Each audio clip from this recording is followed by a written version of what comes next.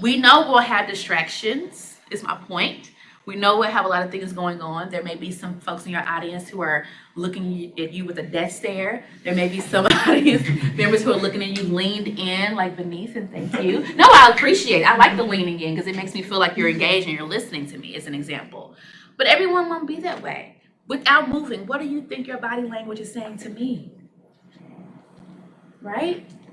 We give and receive energy from the speaker to the audience, right? So it's important to think about that when you're standing in front, because even if you don't have the most effective energy or body language from the audience that you're speaking with, you still have to be on.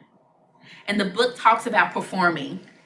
And I'm so glad that the author mentioned that word or said that word specifically, because it does feel like a little bit of a performance, right? But that doesn't mean that you are being fake. It doesn't mean that you're not being who you are. You do have to find your groove and your own style in speaking and feel natural as much as possible, which is why it's important to find, as I mentioned before, the content, find a way for it to connect to you so that you can easily share it with your audience in a way that is relatable to the audience. And it's not easy to do that.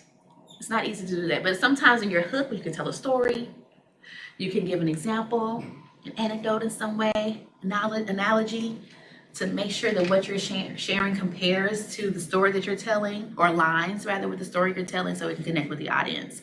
But all of this comes from believing the story that you're telling and being able to show it in your body language.